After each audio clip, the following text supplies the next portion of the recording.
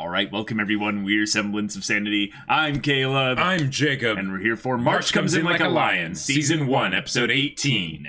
Last episode was so freaking amazing. It was amazing. Like, okay, because here's the thing. Kyoko showed up and it's like, no. But then surprise, the Momo! were there, and Momo was like, there. Shh, you're a witch! Yeah. And just like, oh, just ran. Yeah. Didn't run back like that. Here, like, oh man. I mean, now she was episode. Particularly more just worried about, Reitan, you're going to be in a fight? Are you gonna get bullied? No bully. But like, oh yeah, that was so perfect. And then Hina runs back and gives Rei the food. But then Kyoko eats it. But then she can't deny that it's good. Right. It's all full of sweetness and wholesomeness and you know all of that. But then there was still a little bit left. So hopefully Rei ate some of it too. I think he did. I think we can assume that. Yeah, he went to then go back to Shimada's workshop. Mm-hmm. They're having some really good times there. Rei is remarking on how much things have changed and how he's going to be an adult soon. Yep. There's a lot of things that are involved with that whole business. You know, him being completely independent and having access to his funds. Yep. A whole lot of stuff. But yeah, I loved what they did with Kyoko last episode. The fact that she couldn't forget. It was still echoing in her mind Momo's words of, a witch. Yeah. See, Momo has this ability to say words that cut to the truth of the matter. And because then she creates that she speaks what is on her mind. But then she creates a bubble of wholesome. And once you enter this bubble of wholesome, you cannot deny anything but her. You cannot do anything but acknowledge her existence and just be like, exactly. Cute. Yeah. Moe. Yep. Blob. And then Momo. I just need a gif of her just doing that little like, oh, run. Because it's like when those kids have their heads that are so big, but their bodies can't do it, so they just kind of tilt with their head, you know? It's amazing. And then there was the whole bit of Hina and Akari talking and being like, I'm kind of upset with Rei. Yeah, so hopefully that means we'll get more interactions with them in the near future, so that conflict can be brought up and addressed and whatnot. But yeah, but right now Shogi, probably. Yes. Yeah. So without further ado, y'all, let's get into this. All right, everyone, we're going to start the episode in 5, 4, 3, 2, 1, now.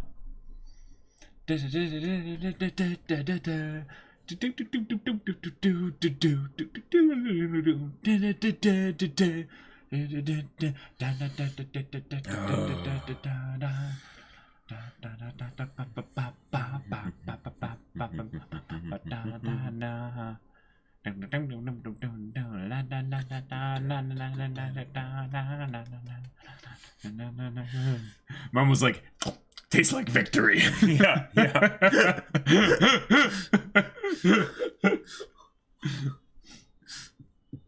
Oh, yeah, he was in the opening all that time. Mustache guy, yeah. I think I said that in the previous one, but yeah. It was me, but yeah. No, I meant I acknowledge that you were right. Oh, gotcha. Yeah, because I think I was like, no, he wasn't in the opening, and then I was like, oh, you're right, he is in the last episode. So yeah. Yeah, we were teased a little bit with him recently, but it seems like they're still saving him in the reserves for when they want to bring him into the story at that point. And here we go.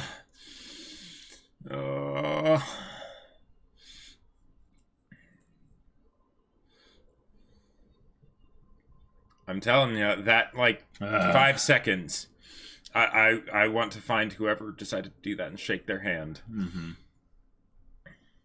A torrent.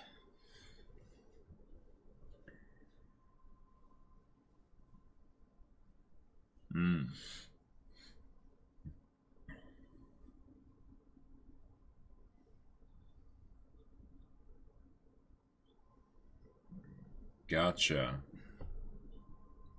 Okay. So. Okay. Wow. So many traveling things he's doing. Yeah. Busy schedule. So every week. This is a bit of a time skip. It could be. It doesn't have to, though.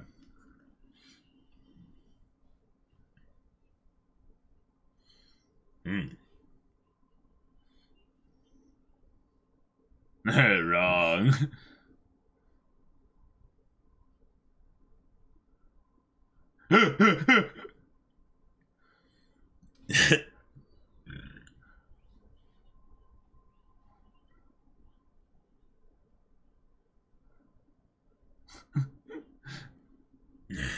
The end.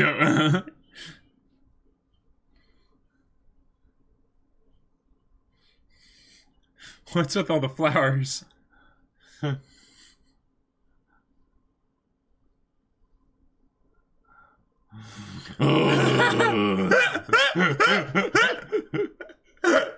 Wow. Oh my god. Wow. That's wow. Okay. Yeah. All right. All right. Oh my god. I love that. I love that his is still a cat. Right. Right.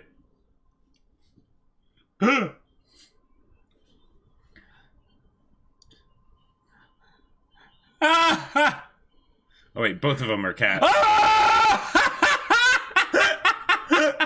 Wow. Oh my god! Wow. They have no chill! They have no chill!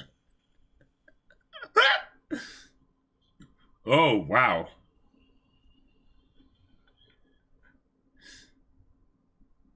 Oh. They were both wrong. I think so, yeah.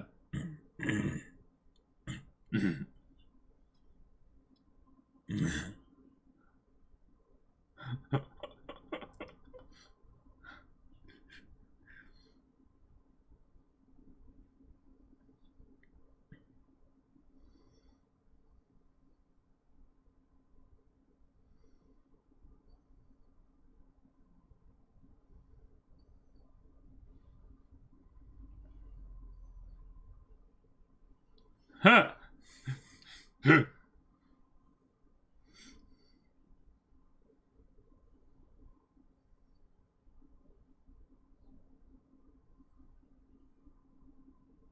Right, right, there you go. Yeah. Learn the most when you teach. Yeah.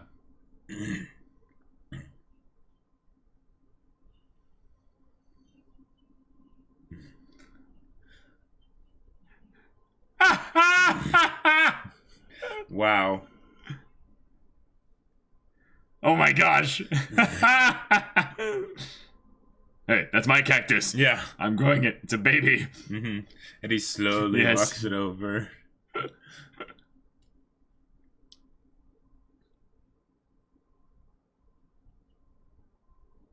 It's true. It's true.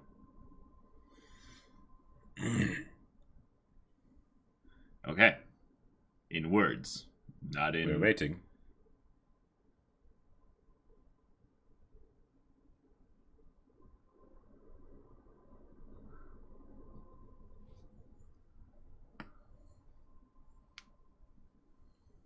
Keep asking him questions to pull it out. An injury.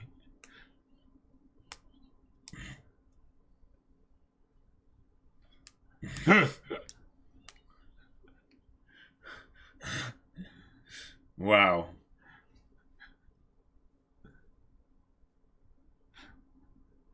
He goes back to the I was cactus. waiting for him to right? do something like that. Hmm.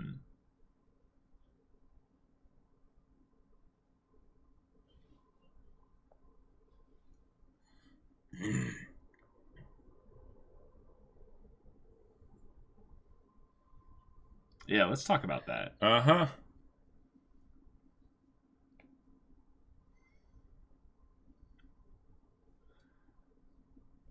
Cool. Come back here. Yeah, yeah. Mm-hmm. Yeah. Right. Hmm. Mm-hmm. Cool.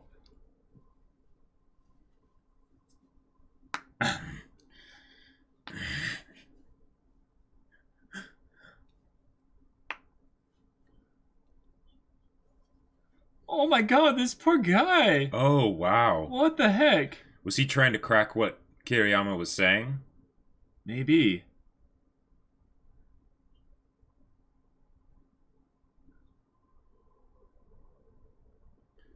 What the heck? Oh.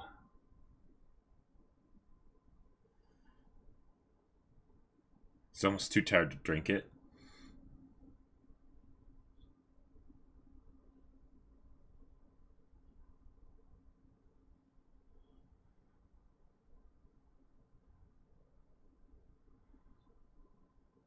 Okay.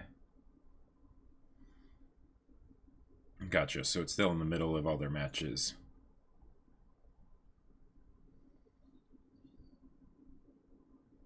Mm-hmm.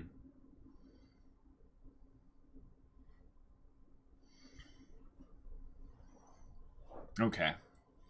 So that's not the third week. That's the last week of the month?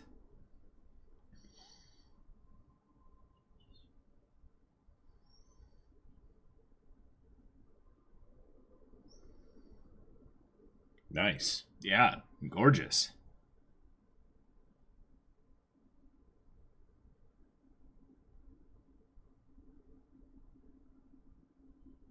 Mm-hmm.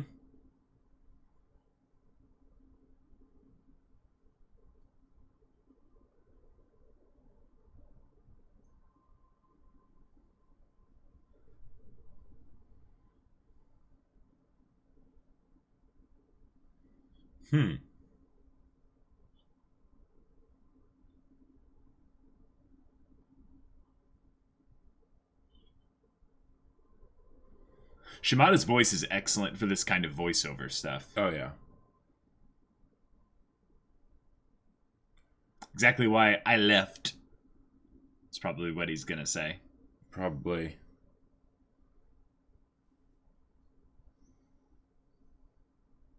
Oh, he wants to break the spell of it being a place of nothing. Sure.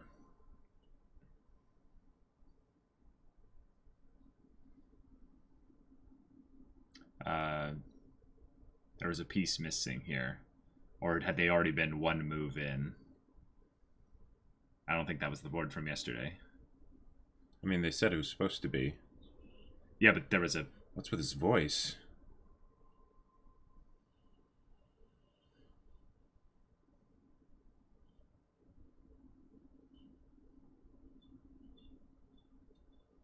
This is awesome. This reminds me a lot of like Ping Pong the animation kind of style animation on the waves and stuff.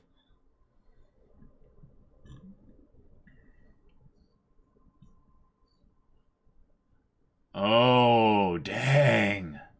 So basically he's having him play as the... Wow. That's insanely high praise. Yeah.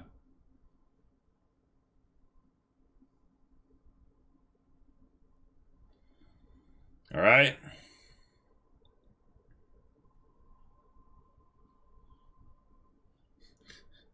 Maybe turn off the water, buddy.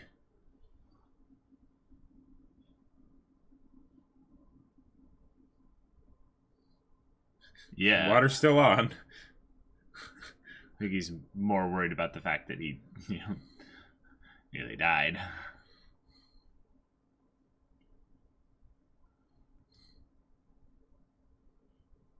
You want to turn off the water? At some point.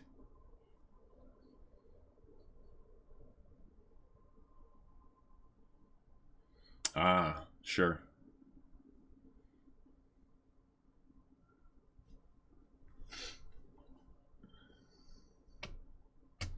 There's going to be some flooding. Oh, okay.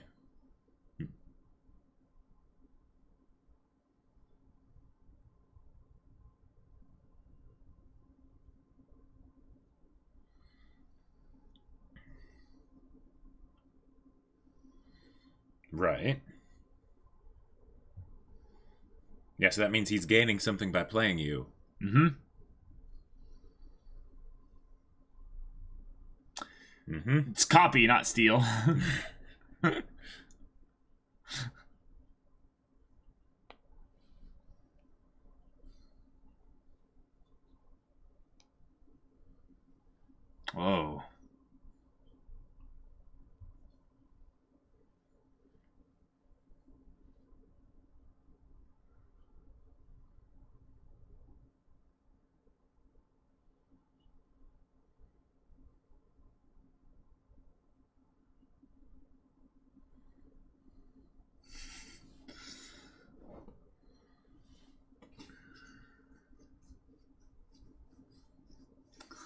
fact that we never saw him turn up the water is actively like bugging me.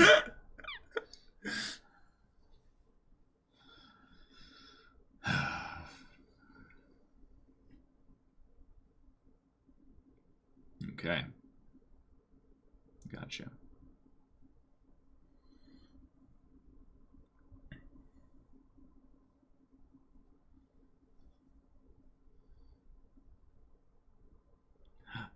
Okay.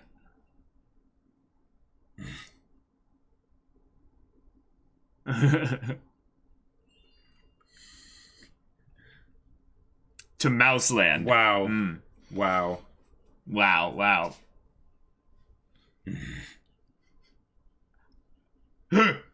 You don't know yet? Right? Are you kidding me?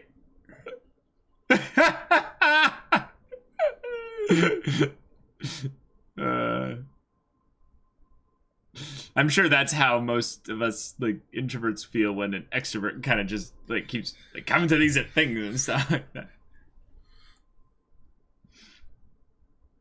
Oh. You didn't join the Afterburners Club?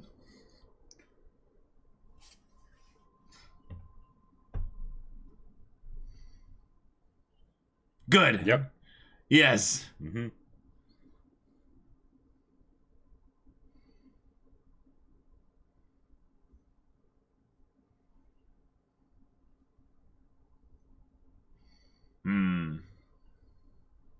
Yeah. That's impressive.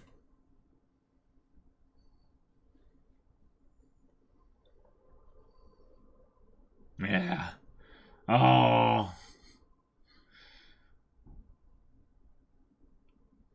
Oh. Yeah.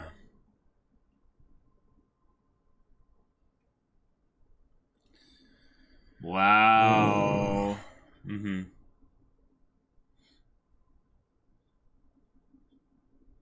Oh, dang. Yeah. Yeah. Mm-hmm. That's So good. where does that leave me? Wow. Hayashida! We love you. You're so good. There's tears in his eyes. Yeah, I know. Look at the distortion in them. Mm-hmm. The water bubbles is coming. Oh, Ray.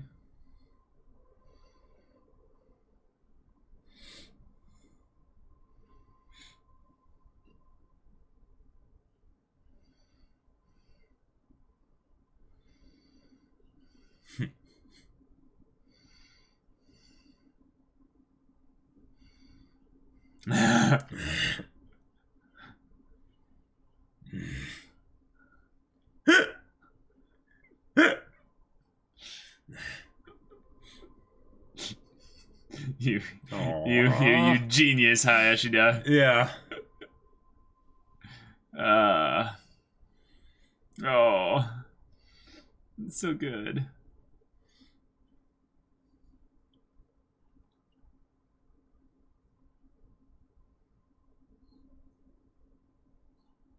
Already in move 6? Whoa.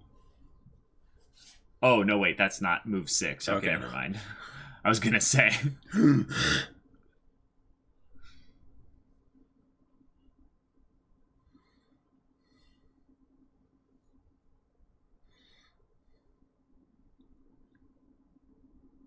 Was that Soya? Yeah. Oh, okay. Now, is it Kawamoto's or Nikaido? Ah! Yeah! Oh.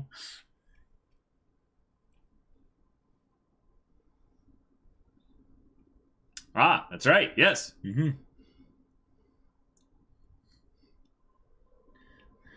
The whole place is just empty.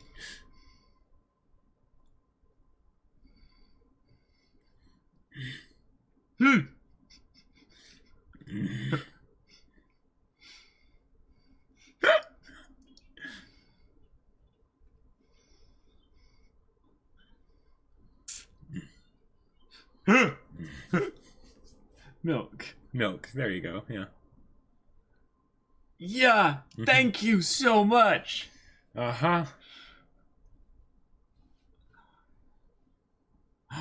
She zeroes in right there. Liar! Oh, all of it was eaten. He managed to have 2 pieces. Good, okay.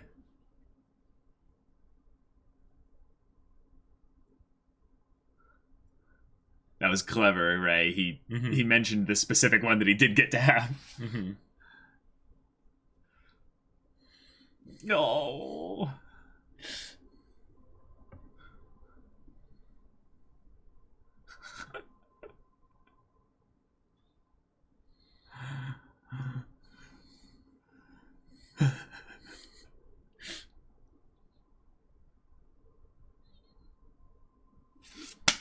Yep. Here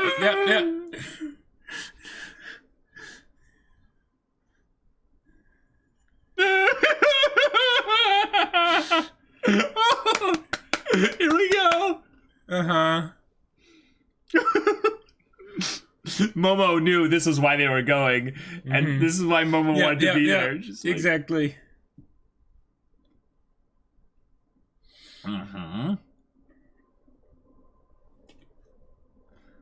I love this mumbling kind of voice. She wish. Oh, Momo, you're so good.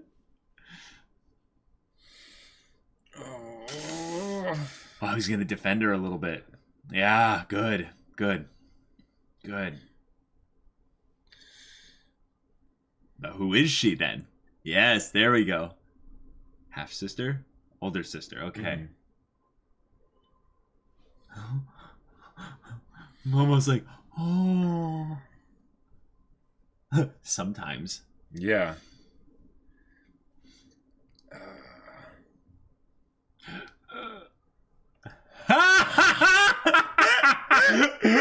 Momo! Oh!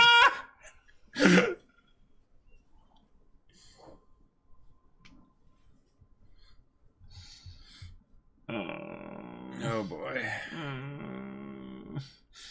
It's just mystery solved.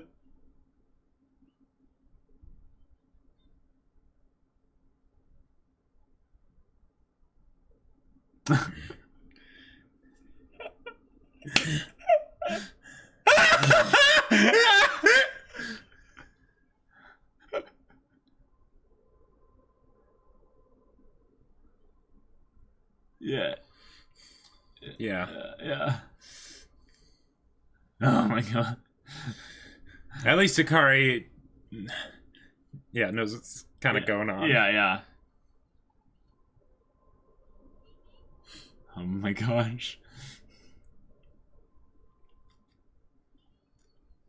Ah!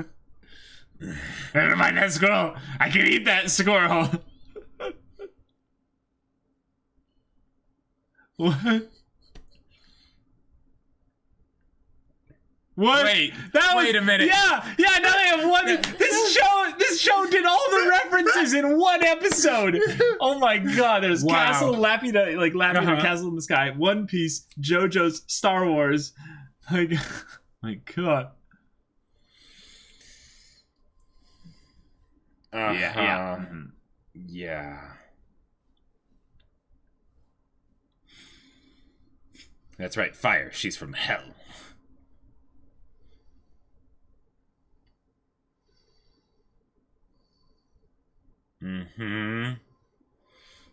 Yep. Akari. Akari. So good. Did Shimada lose? Yeah, probably. Yep. Wow. Gotcha.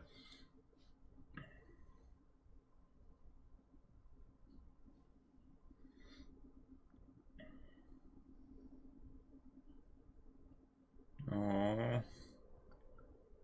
Whoa. Okay.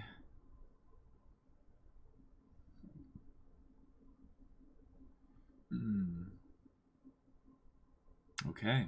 All right. Dang.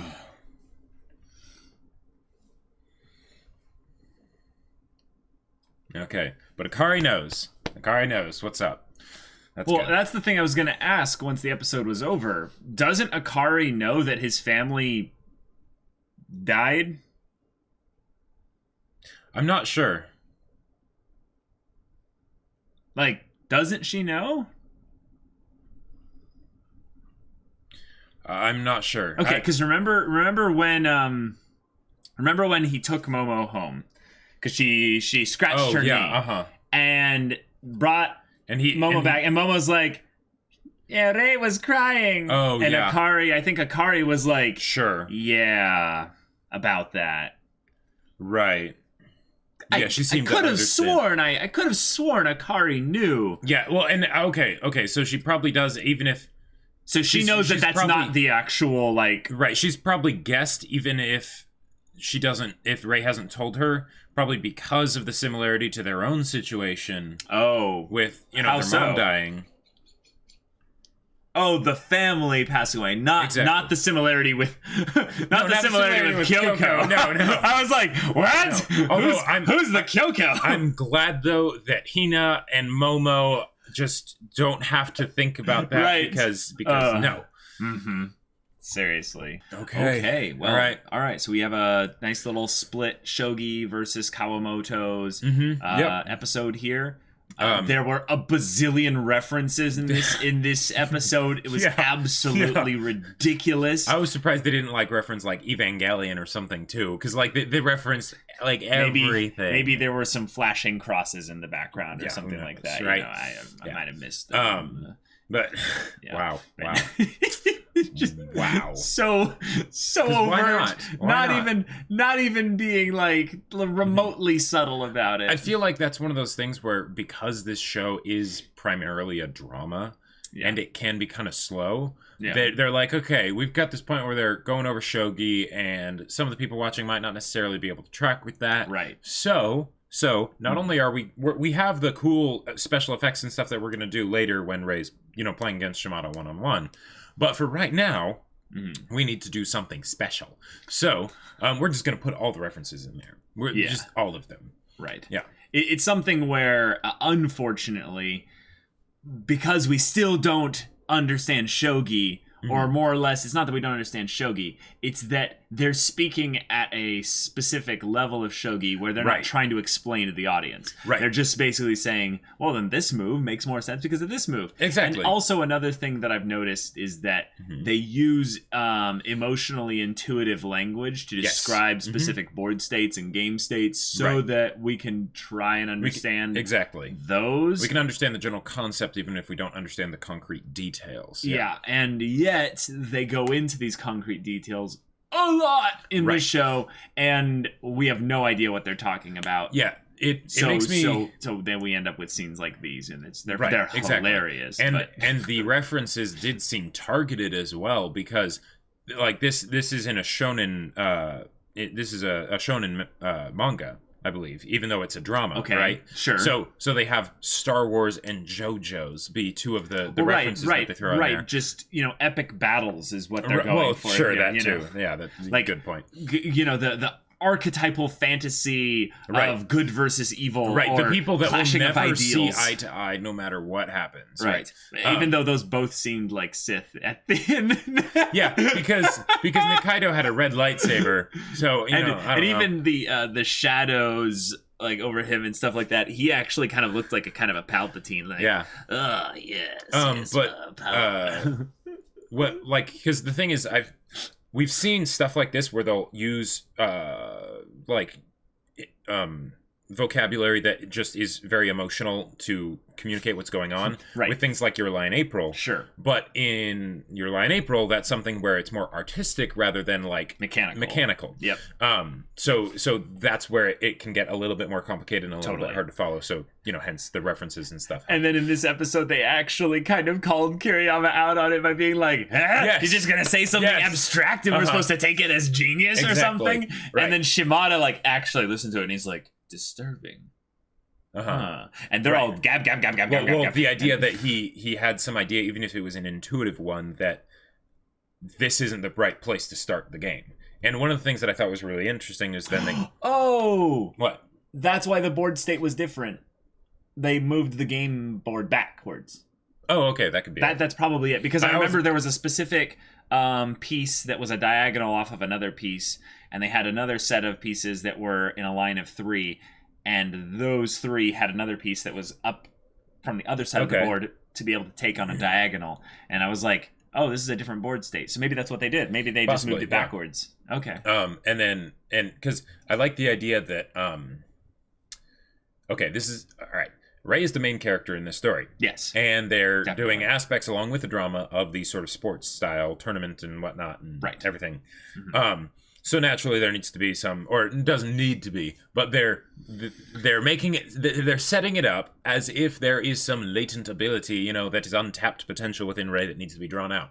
Right. He's one of the youngest shogi players. Right. Yeah, exactly. So naturally there is, you know, a lot of potential there, and that he's not really applying himself. So it works really well. And the way they tie that into his character and his development and everything is fantastic. And now we're starting to get into that, it seems, with Shimada being like, okay, I actually have something to gain by playing against Ray. Mm-hmm. Like in the middle of the tournament and stuff. Like he is spending precious practicing time with Ray, a 5th Dan player, a high schooler. Like yes, but also like someone who's like who's like 4 dans below him, right? Or 3.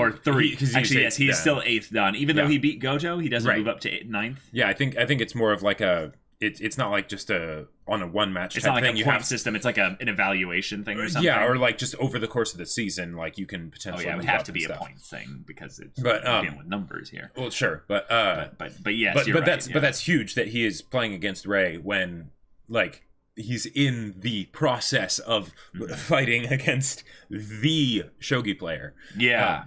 It's huge, I would say, because Shimada is the type of character who you would expect to be the older brother type mentor figure that he is to Harunobu. Yeah. But in this case, there's actually something different going on here. Shimada, I think, realized, oh, wait a minute, we're equals. Hold on. Right. You come back here tomorrow if you can, and we'll play this as equals.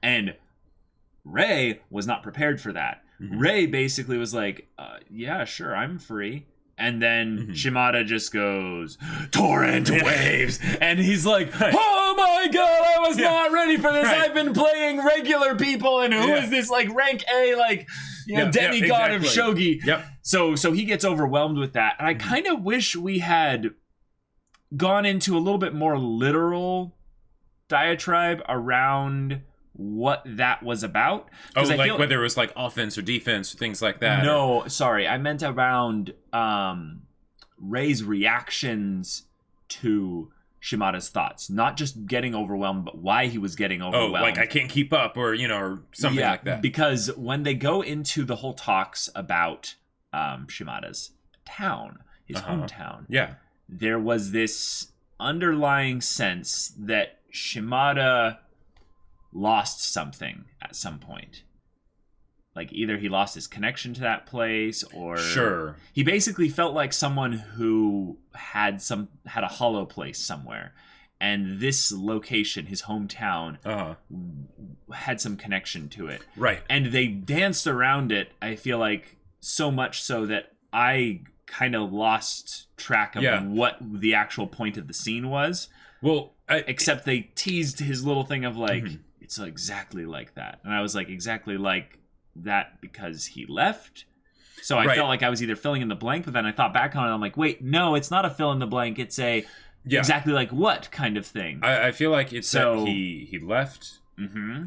As for why, I can speculate. It might have some self-projection, but I think it's something where basically that was a town where there were no dreams or aspirations. So he wanted to. So obviously he became a pro shogi player because he wanted to, right? Okay. And I could totally see it being something where there's a I don't know, a tall poppy syndrome or a something or other that basically makes it so that he is not acknowledged in his own town, or maybe the people in the town don't have belief that people from this tiny town could actually do something cool. Because right? you know what that ties into very nicely thematically? What? Is Hayashida's little yeah. amazing moment this episode. Yep. I'm sorry. Best moment this episode. Despite all the references, despite the Kawamotos. I don't know. The despite Momo being Momo. I think Hayashida's little talk with Rei was the best part of this episode. This was the I would say the crowning just jewel of the episode, because they briefly, and I'd say efficiently, tied up the whole he's finished his 17th year of school. I believe that's what they're insinuating here. Not a 17th year of school necessarily, but yeah. Sorry, I meant his second year of high school. His last year of high school. Well, no, I think he has one more after this. He does. You're right. He's behind. Yeah, he's behind. Yeah, I thought this was it. Yeah, you're right. You're right. So he's finishing that year. And when Hayashida basically sees him downplaying his achievements and stuff, Hayashida does. I'm not even kidding here. He used actually a salesperson's tactic here. You're going to laugh at this here. Oh, really? But yeah, he throws out there an absurd request at the beginning. He says, I'm going to ask that you come to Mouseland with all these people here. And Rei goes into like, wax on, wax off. Yeah. Why is this social bullying? What are you trying to do? Stop. Like, he's just there's no way. There's no way I would do that. Yeah. But he's not saying that out loud. So what that means is, in some ways, he's conceded the, if he was betting in poker, he's folded. Hirayama just folded or checked, which is no, you can't check. You have to fold. So the next thing he does is Rei basically is like, I didn't really accomplish much of anything. I don't feel like, blah, blah, blah, blah. And Hayashida is like on point. He's like, no, you can't say you didn't accomplish anything. And here's the thing that's so impactful. I can see people. I can see my past self watching this episode when I was depressed or any kind of dealing with like the struggle of just getting up in the morning and just putting one foot in the other and just keep moving forward. Yeah. When someone comes up to you and says, "No, look at what you're doing." Don't think of it as like him saying, he does all this at such a young age. No, he's saying, actually, you're doing all of this. You're putting one foot in front of the other. You're doing your laundry. You're taking out the trash. You're feeding yourself. You're taking care of you. That is important. That needs to be acknowledged. That needs to be celebrated, and allow other people to celebrate that for you if you're not willing to do it for yourself, because that's a form of relying on people in the same way as what he said last episode.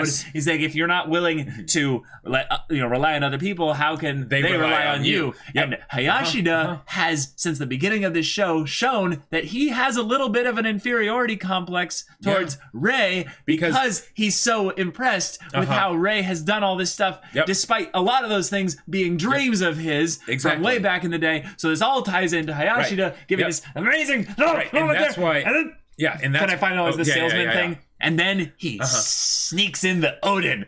And which is hilarious, because when you give the absurd request and then you give the regular request, they're like, well, I don't want the big thing. You're basically giving them a choice. And they choose the easier one. Well, and Rei was like, no. And then he's like, okay, all right, Mouseland it is. All right, let's go. We can go there right now. And he's like, you sly devil, Hayashida. It's fine. You sly devil. Okay, sorry. I ranted long enough. No, that was great. That was great. And the thing is, because, one of the things that I know I can go into the ditch of is when I'm not satisfied with where I'm at in life, in some particular area or other. I won't give myself credit for it. The thing is, though, is that talking about that in front of other people, where maybe they think you're doing awesome, that can feel like the biggest slap in the face, because they're basically saying, if you think you're not doing enough, and I think you're doing awesome, what does that say about me? What about me, And and the fact that I could tell where Hayashida was going with it before he was going there, because they had built this up from the beginning, like from what was it, like the first episode or the second episode or something, where he's like, wait, Rei, do you make more than me? Things like that. And then they go into him thinking about how, I talked about all those foundationless dreams or whatever it was that, whatever was the specific term that he said, but basically what that was they were the term? ungrounded dreams. While I think that was it. It was yeah.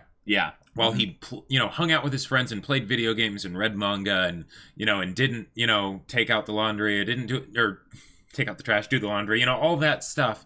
And it was just like, oh man. Yeah. And even though Ray's doing it badly, even though Ray isn't necessarily feeding himself all the time, even though there are all these things that he's not doing, there are so many things that he is doing. Yep. And that's, sometimes just putting one foot in front of the other is one of the most amazing things you can do. Yeah. Even at times not putting a foot in front of the other and just celebrating the steps you have taken. Yeah. Because here's the thing. There's so many people out there that are aware of where they're not moving. It's like, okay, you're telling me I'm awesome? That's great. Did you know I'm not moving in these 17 areas? No, they didn't know. Yeah. They don't care. Right. Like honestly, get over yourself. It's okay. Yep. It's okay. Human. They see you moving in this one area though. Right. And that means a lot to them. Yep. Now, here's the thing. Are they maybe, is there a chance that they're being somewhat self-oriented and thinking about it a way and how they can maybe I acknowledged I am, they're trying to make this about them in some way. Possibly. And there's also and what are the odds though that they're actually trying to genuinely though say acknowledge you or celebrate you in some way? A lot higher than they're making this about them. I'll just say one of the most crippling things for me when people would do basically what you're talking about there previously. They would say, you're doing so good in this area, and you're thinking, 17 areas where I'm either not moving or I'm moving backwards. And it pissed me off. What was so huge in that time there was realizing how selfish I was being by not letting them celebrate those things. Right, because basically that's a gift that they're wanting to give you, but it's also a gift that you are denying them by being able to celebrate someone. Because look, focusing on someone else and building someone else up, that builds you up. Right. That builds you up in an incredible way. Yeah. So when you keep people from being able to build you up, when you deny that, you're denying them one of the most amazing things they could be giving to themselves. Yeah. And also, here's another thing. There's a lot of rationalization that I would say is false that tries to come in here and say, well, because you're celebrating, that means you're not moving forward in the time spending department and the finances department. So therefore, this is a bad usage of your steps. This is a waste. Yeah. And also, there's the idea that this is something that I'll do a lot, where someone will congratulate me on something, and I will basically downplay it. Downplay it, yes, but I will not let it have any value to me. The fact that they're celebrating that, because I say, but the thing is, the fact that you're impressed, that doesn't seem like much, because it's something where. Because you have your standards that are higher, right? Or just stupidly high for yourself, but you know that your standards for others are not as high as your standards for yourself, and that is probably the same way for them too. So their standards for you are not necessarily as high as their standards for themselves, right? And then you just say, so it doesn't really matter. No, if anything, that's the genius of it. Is that makes it matter even more. That's a trap I fall into a lot as well. But the fact that everyone's standards are lower for everyone else, sometimes you get those really arrogant people that put standards for everyone else at the same or equal level to themselves. Same or equal? Did I say same or equal?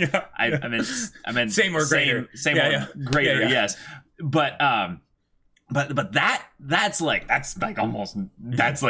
anyone. And it's pretty easy to avoid those people. Yeah, it's very easy to avoid those people. So if anything, what's crazy is when they're acknowledging something like that, there's almost this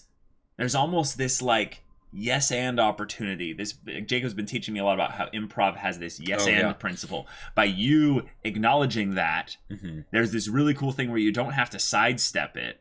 Right. And be like, Yeah. oh, and your thing there, but you get into this almost compliment battle, this celebration battle. Right. And you're yeah. not trying to It's not flattery. No, it's not flattery, but I'm saying you're not trying to diffuse their compliment. An example would be, and this is something that I think I am still a little bit uncomfortable with, but I'm getting better at it. Someone was congratulating us on the channel. Oh. And it was just me in the environment and stuff like that. So I was feeling a little bit like, well, Jacob does a... And that's what I was going to say. I'm like, well, it's not just my channel. That was what I was basically going to say. And instead what came out was, yeah, it's pretty awesome. Thanks. And you know, it's been really cool. And then I basically just went and basically complimented them, gave them a little celebration of that thing. And it is kind of a water bending, you know, like, and then they were just like, well, I mean, you know, it's and then we ended up went and played Frisbee. But the thing is that like that kind of thing that I think people do when they positively reinforce someone, almost in some ways, I would say shows actually that they might be subtly, not even consciously, hoping that maybe something of them gets celebrated. Now, this is not at all a selfish thing. No. Right. Absolutely. And the thing is that thing of them that could be celebrated. That's the best way to do it, really. Right. That's the best way to do it.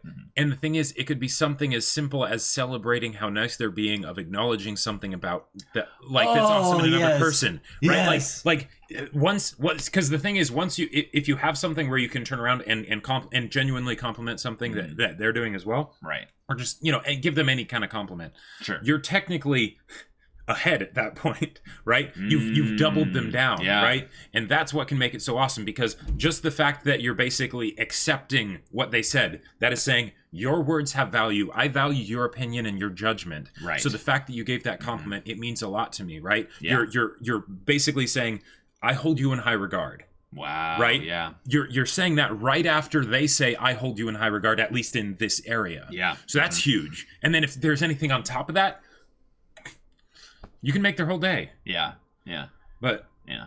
I would say in some ways you can almost joke about it, but I would say in some ways dude bros have us kind of beat in this regard, because you go to or actually I would say a lot of times this is both stereotypes on both ends of things, but I've seen this a lot with ladies as well, when they'll just compliment each other on just something that they took a lot of effort in their outfit, or in something that they planned, some kind of party they prepared or something, or a guy's basically being like, yeah, bro, those some great lats you go there. Oh yeah, you really pull it in there with those things. And good reps, you know. Usually, it's just back and forth. Usually, what I found is that for guys, you have like the dude bro aspect of it, which is like one piece. Oh yeah. And oftentimes that's like 80% of any compliments that happen. Like, yeah. I want to be the person that gets accused of being too complimentary, too encouragement, and basically like you just trying to flatter people, aren't you? I'm like, well, no, actually, like if I was, that would be a good problem to have. But like, no, if anything, I really feel like that the acknowledgement and celebration of other people's little successes, or even just things that you could deem as a success, like I think that it is too I'm about to say something deep here. Okay. All right. I think it is arrogant of us to be able to determine whether or not someone else is succeeding or failing in another area. So if anything, celebrate the action. Don't celebrate it as if there was a result. Like, because in some ways, like I think in a lot of ways, the people who are on the receiving end of said encouragement, they, I would say, get more upset in like way we were talking about when they assume some kind of finality, some result, some achievement. But instead, if you acknowledge I am really impressed by the hard work you put in to XYZ. There's nothing in that is, you're not saying I am impressed with what the hard work came from the hard work. And that's because that's what was happening with Ray and Hayashida, because Ray was saying, I'm behind on school. Yeah. You know, like I barely got through a year, Yep. you know, and I'm already a year behind. Right. I've been, my rank hasn't been increasing any, like I've just been floundering in Shogi, you know, and all of this stuff, right? That's all the results that he was focused on. And in some Right. So you said I haven't accomplished anything. Exactly. Yeah. Right. As opposed to, and then Hayashida says, "What are you talking about? Yeah. You're doing all of that, even if you're not excelling, Right. like, you know, more than you already are in, you know, say Shogi or Right. anything like that. Yeah. Look at what you're doing. Yeah, what Hayashida did, and I don't know how this translates perfectly into the original, what they were saying in Japanese and stuff, but he was saying, don't tell me you haven't accomplished anything. Basically saying you, so he was still going after the you have accomplished things angle, but I think the way he said it still talks about the process, the struggle, the effort, the work put in. Yeah. But the thing is that those are things that he has been doing for an excessive amount of time. It's active, passive, consistent accomplishment that basically, right. So it's not something that you could be talking about that Ray started. It's something that Ray has continually done. And yet I think that in a lot of ways we wait sometimes for those things where there's a process. Or not a process, where it seems like because of there being a consistent amount of action, there's some kind of result still in there. You could still extrapolate out a result. But in sports, one of the things, especially in Frisbee, I keep drawing connections to this, sorry guys, but one of the things that is very common there is there's a two-person connection between any play. There's the person with the disc and the person receiving, and then in defense there'd be the person marking the disc and the person marking the defender. So, you know, all that being said, you know, if someone makes a good effort on their throw, but the result is still not actually something that would be done there, and you see over the course of games, say maybe, you know, they have a bunch of drops, they've been throwing, and, you know, things aren't connecting as well. I still think we should compliment the effort, actually. And this isn't some, like, trying to... participation trophies for everyone. Nothing like that. No, it's saying that, you know, I'm not going to try and make a judgment as to whose result was wrong or right. Meaning that, you know, I don't have to go and be like, oh, it's receiver error, you know, the receiver messed up, or you messed up, you shouldn't have made those throws. Or maybe that's really easy to actually get into subconsciously. But in terms of consciously and stuff, there's celebration and acknowledgement that can happen from that, even if they reject it immediately in their mind for whatever reason, self-input kind of standards that they're not meeting. I think that's really important. The Hayashida. Hayashida was amazing. I was... Maybe this is just because we didn't get the Kawamoto, or wait, no, we did get the Kawamotos the previous episode, but because of what happened with the Kawamotos the previous episode, I really wanted them to be in there again in this episode. And they finally did. And they did, and I was so happy about that. And the, like, because the thing is that I feel like the Kawamotos are, I feel like, where the major story arc is. The major story arc is with Rei, but it's also with the Kawamotos because of how they will help each other heal, right? So I agree. So the fact that they had concrete stuff happening where there was development, there was the whole fact of them addressing what happened in the previous episode was awesome and amazing. And then also the whole thing of, oh, okay, that's your sister, and Hina and Momo just being like, oh, that's okay, it's all better. And then Akari being like, oh no, that's way worse.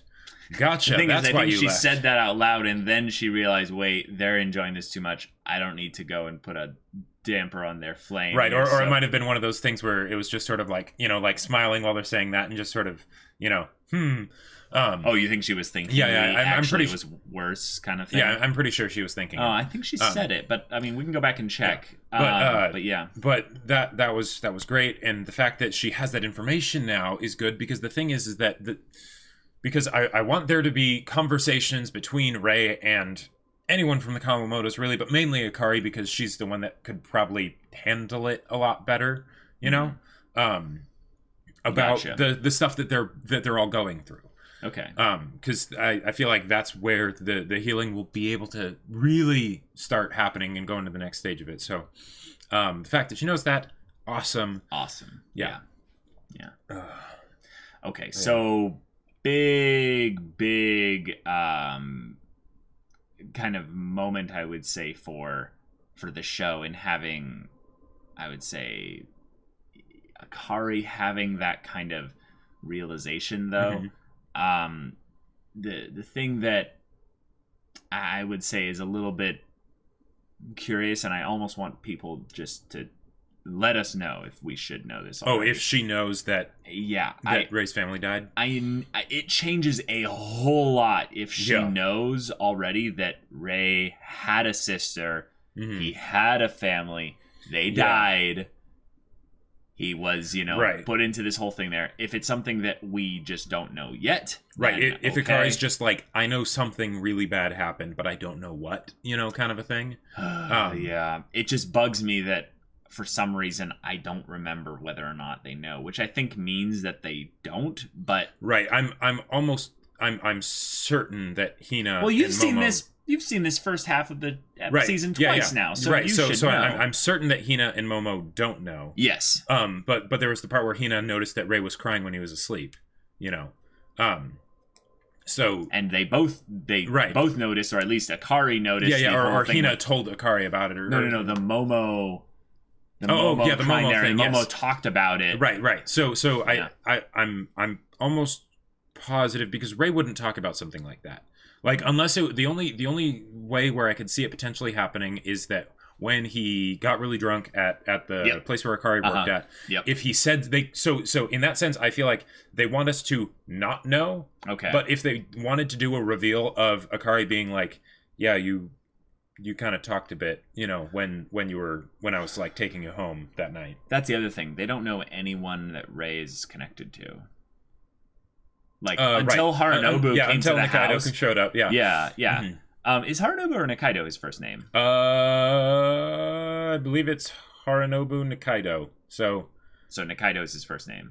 Or Harunobu is his first name. Okay. Yeah. I think so. I'm not sure. Know. I'm not sure. Yeah. But that part was, I think, the first time they knew someone that knew him. Right. But yeah, I get the vibe every time we talk to Akari, or we talk to, or not talk to, we see Akari, or we see the grandpa. It seems like they are aware enough of what's going on with Ray. Yeah. Either they're aware that he's lost his family, but the fact that she said, "Oh, that's why you left that house." Like, I think that's something where... Like, she didn't say, that's why you left home. She said, that's why you left that house. So I have to assume she knows already. I want... Yeah. Like that's the thing. I don't think she does. I don't think she does, but it's the thing... Because the thing is that Akari, with how she's interacted with Ray so far, has been a very, giving him his space, right? So I don't... Yeah, she doesn't have a pressure to... Right, exactly. Yeah, so whether that's because I feel like she definitely makes connections between what she's going through and what Ray's going through. Probably just to help her try and understand where he's coming from better, even if she doesn't realize that is it is a very similar situation of, loss of family members. But she would never ask that, is what you're saying. Right, she would never ask that. Yeah. Okay. Yeah, so I feel like it's just, she doesn't know unless they want to pull the thing where Akari... Ray basically said something while he was, while she was taking him home. Okay. But, yeah. Yeah, I'm going to ask, after this episode, actually, just some of the Marsh comes in like a lion people, and just see, does Akari know? Does Akari know at this point, based on, or should we know if Akari knows? Right, yeah, like exactly. And just see what that is there, because I think it's kind of a moot point for me to keep discussing it, because I don't want to have you guys being like, oh, we already know this, Caleb, right. And certainly not she knows, but we aren't supposed to know that she knows, Yeah, exactly. Yeah. So, okay. Yeah. Okay. Good This episode. was a really great episode. The Shogi part was a little bit just dragging on a bit, but the references were hilarious. Oh, yeah. Absolutely hilarious. I am impressed with this show being able to pull off just such silly stuff. Yeah. It's so well. I'm okay. And one last thing. Okay. I am really glad that we got closure on the food. That Ray did eat the other 2 pieces, even though Kyoko ate most of it. And he did kind of lie to Hina. Well, to make her feel better. Right. He gave the, did you eat all of it? Yeah, all of it was eaten, basically. Right, kind of a thing, yeah. Like not answering her question, basically. Right, he didn't necessarily eat all of it. Yeah, all of it was eaten. Yeah. Uh-huh. And then he gave, I think I actually mentioned this. What? He gave a specific compliment on the one thing that he did eat, so that she's like, oh, good. I'm glad. And then she mentioned of like that was the thing that like Grandpa put in, so it was almost like she was hoping that he would compliment one of the other things that like maybe she specifically put in, you know? I didn't even catch that. But yeah, because by the time you got those 2 pieces, like they were probably like, you know, I don't know if they were hot before, but they were probably cold by that time. He has a microwave, right? Well, right, but it's not the same as, fresh. I guess, yeah. I mean, they walked it all the way. I mean, it could have been kept warm. That box was a nice box. Yeah, multi-tiered food boxes. That's one of the other things that, so if someone ever gave me a multi-tiered box of food like double-decker. Just be like... But this is one of the things that I think is really cool. Okay. They've established time and time again that the Kawamotos are not in the best place financially, right? Money's tight. Yeah. And yet, when they give Ray food, they don't just give him a little bit of food. They don't just bring over some Tupperware. They have this freaking triple layered, like, ornate, box thing that they just load up and then give to him. Like, that's... I just think that's a cool little detail onto the information that we have. Yeah.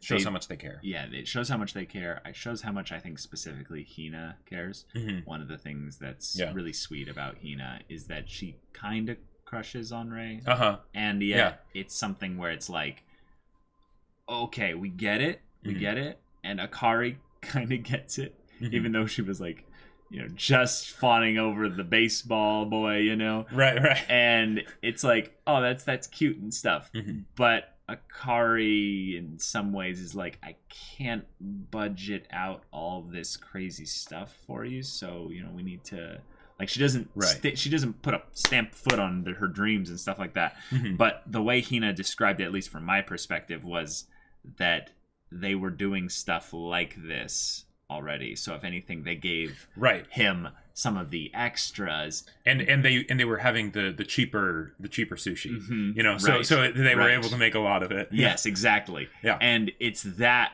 little like kind of technical stuff that I think is them reminding us that the Kawamotos, they are not in the best way financially, and I do think it is not a coincidence that Ray is about to be coming into a large sum of money. Like, story-wise and all that. Story-wise. Yeah. And there's multiple parties that could use money. Mm-hmm. Uh-huh. Mm-hmm. Yeah. Mm-hmm. If Kyoko... I know. That's not in the plot right now. So we're going to move on and end the discussion for now. Yeah. Thank you all so much for watching this episode's reaction discussion. If you want to see the next ones and the next reaction right now, go check out the link in the description below for our Patreon. You can get on early access there. Any level of support gets you access to our Discord, where you can chat with us about stories or just hang out in general and chat about whatever. And if any of that interests you, we'll see you there. But until then, we're Semblance of Sanity. I'm Caleb. I'm Jacob. And we'll see you all next time.